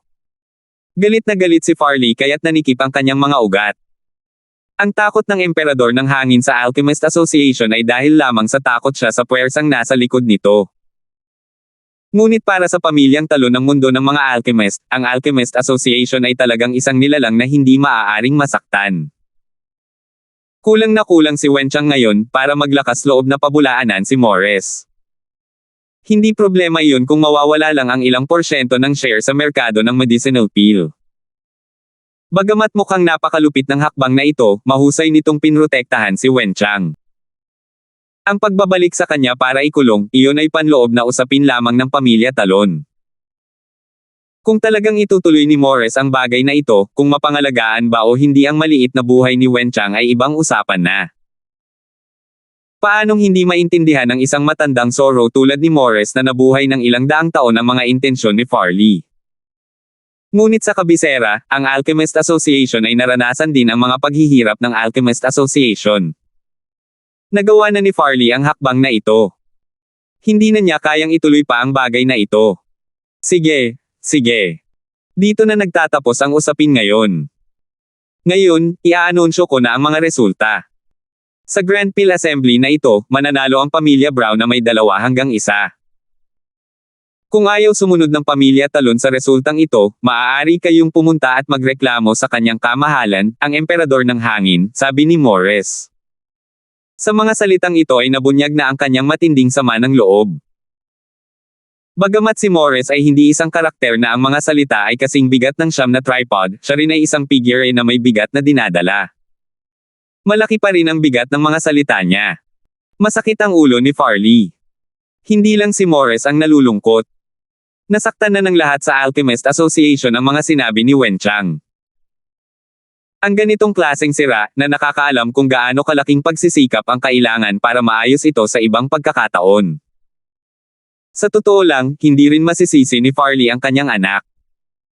Sino mang makatagpo ng ganito ay malamang na mawawalan din ng pag-iisip ng kagandahang asal.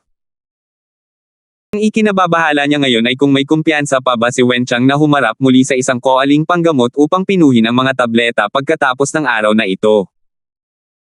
Inabot ng 10 taon ang pagpapalaki ng isang puno, ngunit 100 taon naman ang pagpapalaki ng isang tao.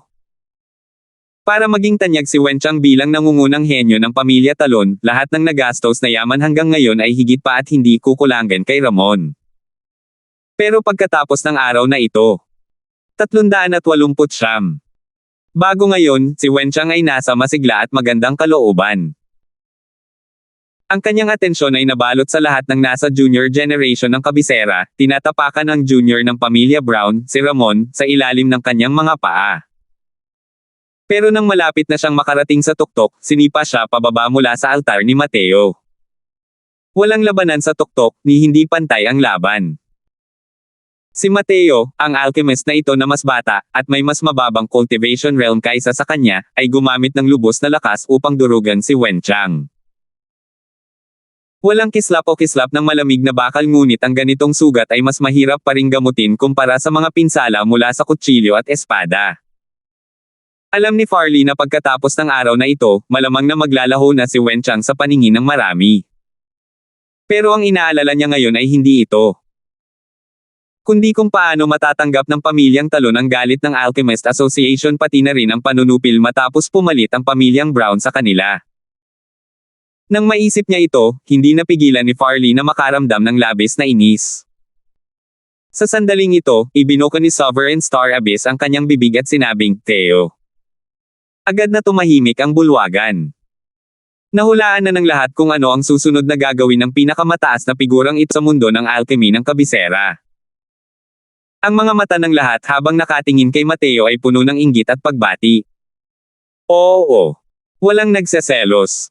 Ginamit na ni Mateo ang kanyang lakas para sakupin ang lahat. Alam nilang wala silang kwalipikasyon para mainggit. Bahagyang yumuko si Mateo at sinabing, "Lord Star Abyss." Bahagyang tumango si Star Abyss at sinabing, "Handa ka bang kilalanin ang matandang ito bilang iyong Panginoon?" Kung ibang tao iyon, malamang natatalon sila ng husto dahil sa sobrang pagkabalisa. Pero para kay Mateo, medyo nakakatawa ito. Matapos magmuni-muni sandali, malamig na sinabi ni Mateo, "Payag si Junior." Natural lang na walang kwalipikasyon si Star Abyss para maging amo niya. Malinaw na ayaw din siyang kilalanin ni Mateo bilang amo. Pero ang kasalukuyang sitwasyon ni Mateo ay napaka-espesyal. Sa loob ng kabisera na ito, masasabing mayroon siyang mga kaaway kahit saan. Kapag may nakatukla sa kanyang pagkakakilanlan, tiyak na mamamatay siya. Sa kabisera, kalimutan na ang mga powerhouse ng Divine Traversing Realm, ang mga eksperto sa Soul Sea Realm ay kasing dami lamang ng balahibo ng baka. Kahit sino sa kanila ay bigla na lang lumalabas, at maaari siyang mamatay ng walang libingan. Bagamat kaya niyang gamitin ang isang Divine Soul Mystic Art para takpan ang kanyang Divine Soul, hindi na mababago ang kanyang anyo. Kung makikilala siya ng mga miyembro ng Love Ends Family Tribe, tiyak na patay na siya. Mas mapapabuti ang kaligtasan niya kung makakahanap siya ng taga-suporta tulad ng Star Abyss. Mas magiging madali rin kung gusto niyang iligtas ang mga tao. Tumango si Star Abyss nang nakangiti, halatang tuwang-tuwa sa disipulong ito. At sa oras na ito, natural na nag-iba ang bigat ni Mateo sa paningin ng lahat. Dali-daling pumaligid ang mga tao mula sa mga paksayon sa paligid. Binabati kita Little Brother Lawson sa pagkilala sa isang sikat na master. Walang hanggan ang iyong mga inaasahan sa hinaharap. Binabati kita Kuya Theo. Ako ang boss ng The Hoa Hall. Sa hinaharap kung may pangangailangan si Kuya Lawson, ikaw lang ang magturo. Kung ano ang kayang alisin ng The Hoa Hall ko, gagawin ko ito ng walang pag-aalinlangan. Sandaling nabalot ng matinding galit si Mateo. Ang prosesong ito ay tumagal ng halos 1 oras bago unti-unting naghiwa-hiwalay ang lahat. Sa oras na ito, halos wala na ang mga tao sa bulwagan. Maging ang 7 dakilang elder ng Alchemy King at ang Sovereign Star Abyss ay nakaalis na. Ngayon lang lumapit si Chendong at yumuko ng malalim kay Mateo. Ako ang kumakatawan sa pamilya Brown upang magpasalamat sa dakilang kabaitan ni Little Brother Lawson. Ang biyayang ito ay katulad ng pagbibigay sa aking pamilya Brown ng panibagong buhay. Sa simula, plano ng Brown na ito na bigyan si Little Brother ng posisyon bilang guest retainer elder ng pamilya Brown. Maaaring hingi ni Little Brother ang mga mapagkukunan ng pamilya Brown ng walang limitasyon. Ngunit dahil si Little Brother ay naging matalinong estudyante ng Sovereign Star Abyss, natatakot ako na hahamak mo ang maliit na gantimpalang ito. Kung ang Little Brother ay may anumang aspeto kung saan mo magagamit ang Brown na ito, huwag mag-atubiling magsalita. Hindi aatubiling mamatay ang Brown na ito para maisakatuparan ito. Walang pakialam na sabi ni Mateo, hindi kailangang maging magalang ang mga pinuno ng pamilya. Wala akong mahihiling para sa pamilya Brown.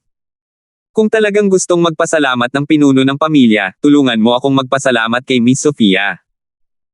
Kung hindi dahil sa kanya, malamang ay iniwasan na ako ni Lawson na ito at umalis na.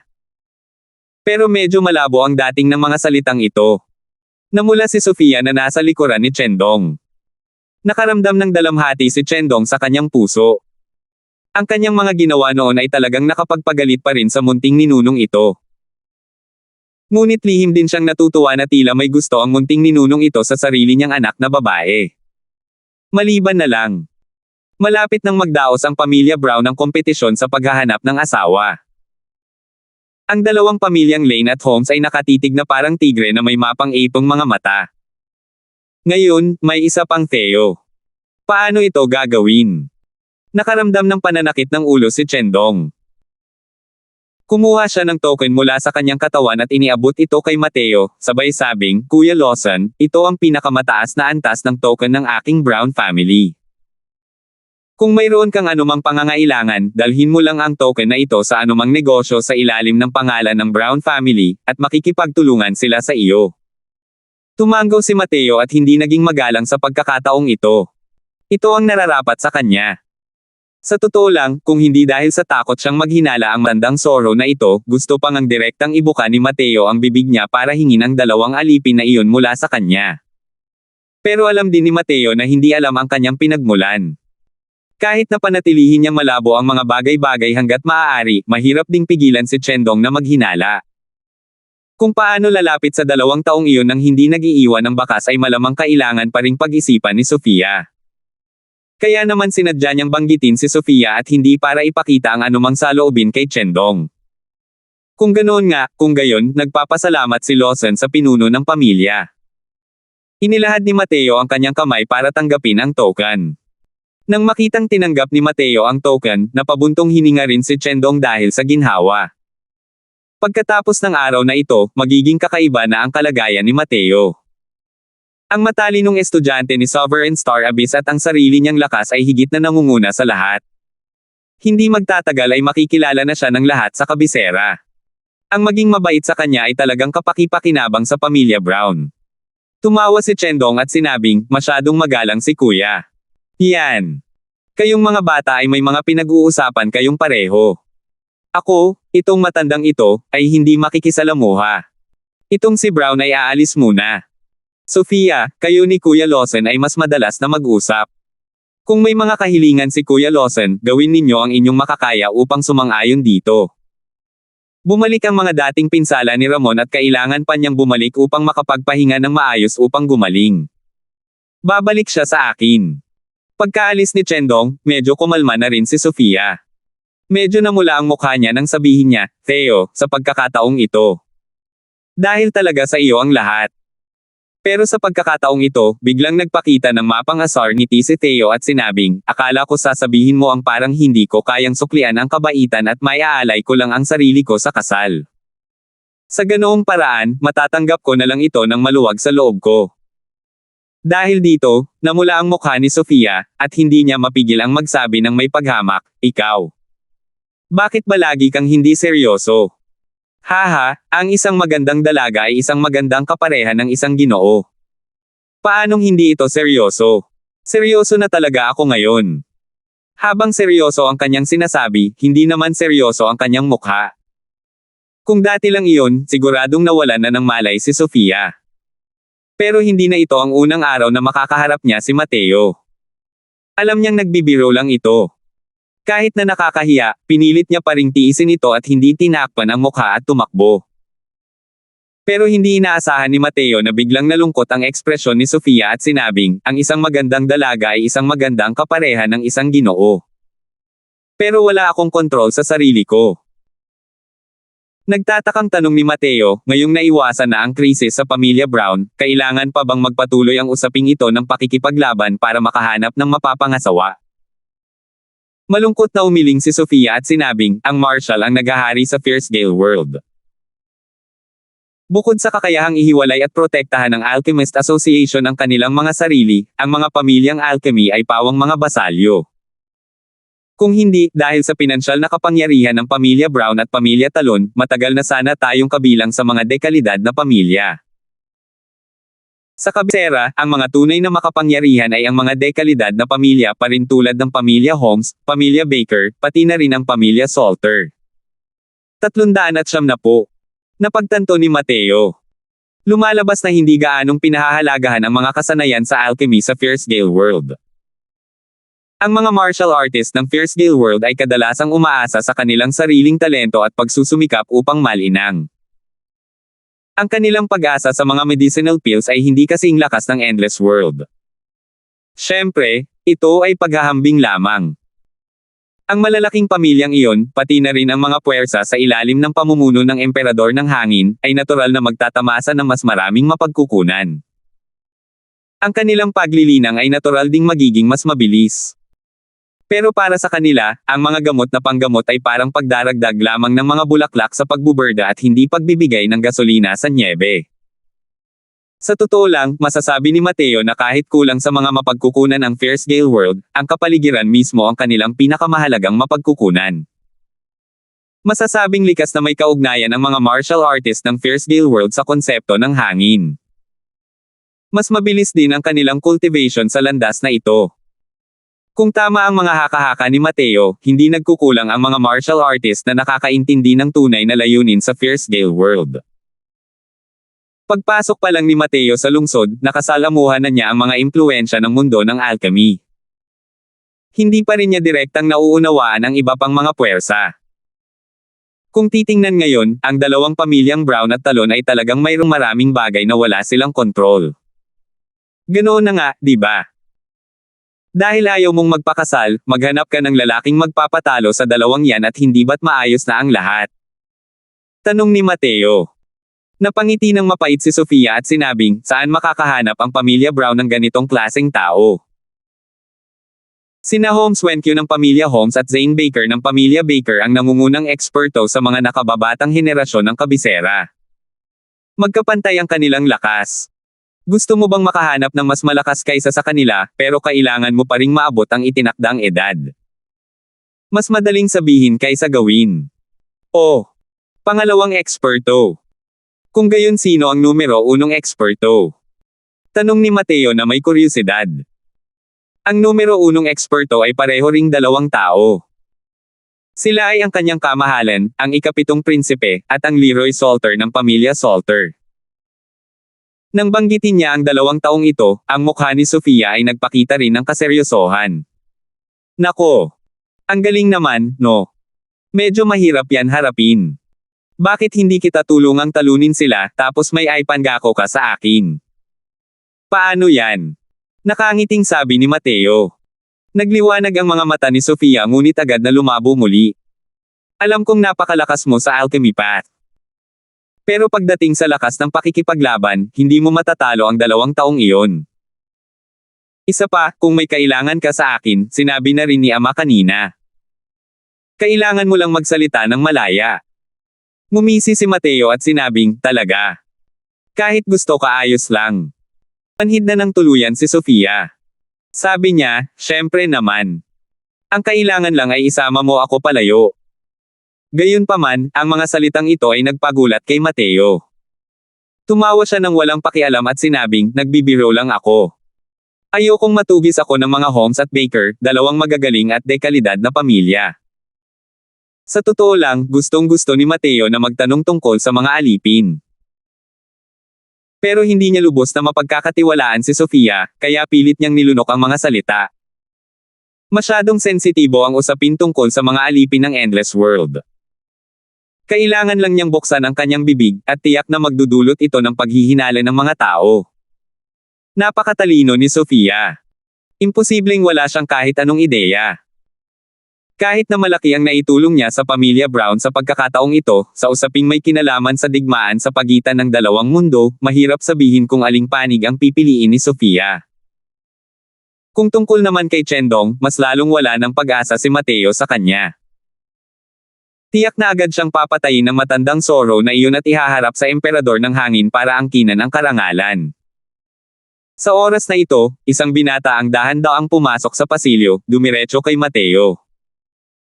Junior Apprentice Brother Lawson, ako ang unang disipulo ng Master, si Howran Shin. Pinapatawag ka ng Master para makita siya pagkatapos mong ayusin ang mga bagay-bagay dito, sabi ng binata kay Mateo. Nakakagulat na isa palang eksperto sa Alchemy King ang Howran na ito. Mukhang bata pa ang taong ito, pero malamang hindi na ganoon kabata ang edad niya. Ang pagtanda ng anyo ng mga martial artist ay unti-unting babagal kasunod ng patuloy na pagtaas ng lakas. Ang Howran na ito ay hindi hihigit sa 100 taong gulang ngunit nakarating na sa Soul Sea Realm at nakarating sa Alchemy King. Sa lower realms, isa itong tunay na kahangahangang talento.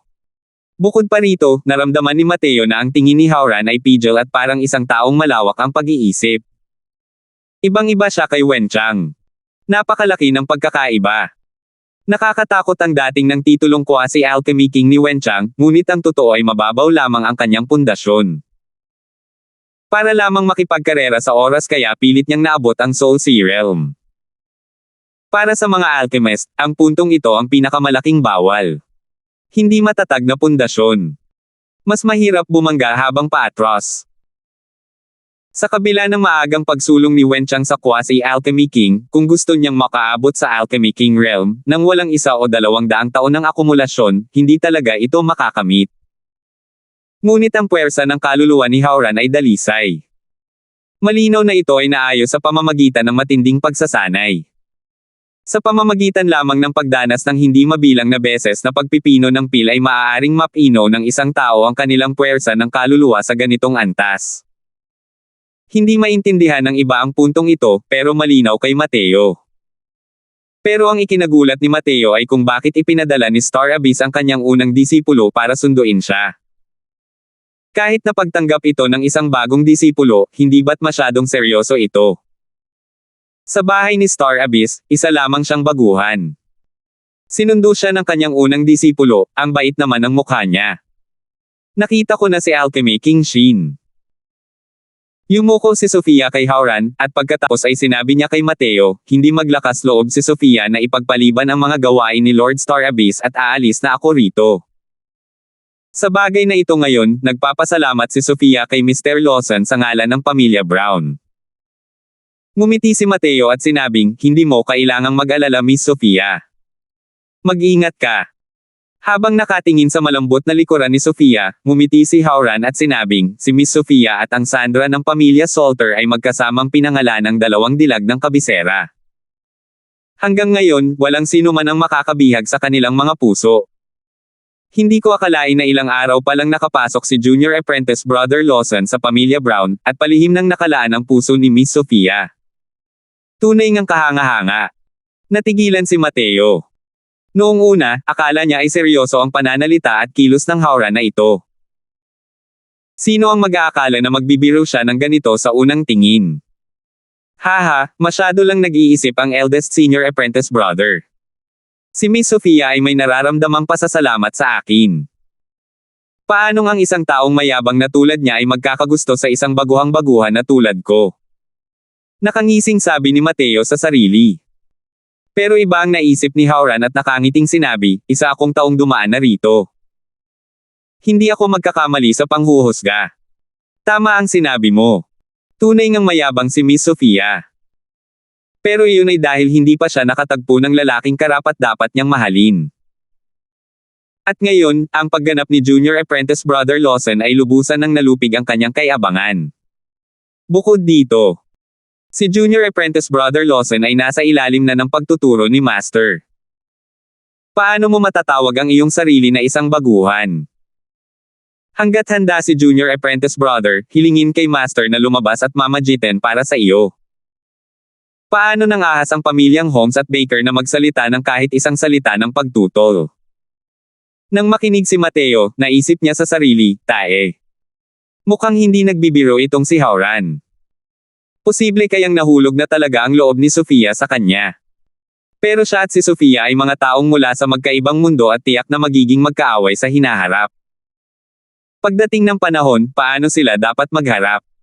Ubo, masyadong maraming iniisip. Hindi ito ang tamang oras para isipin ang bagay na ito. Ang pagsadyop sa kanyang mga kapwa-apprentice ang unang dapat gawin sa bagay na ito. Tumawa ng walang pakundangan si Mateo at sinabing, panganay na senior apprentice brother, huwag mong pagtawanan ang junior na ito. Hindi ba't bata pa ako? Hindi ko pa naiisip ang bagay na ito, kaya hindi ko aabalahin si Master na dumalo sa kanya. Humagalpak ng tawa si Howran at sinabing, kakaibang tao talaga si junior apprentice brother. Sa kabisera, sinong lalaki ang ayaw yakapin ang 2 dilag na ito? Pero, mayroon kang ganitong lakas at pagkakataon pero gumagawa ka ng mga dahilan para tumanggi. Sige lang.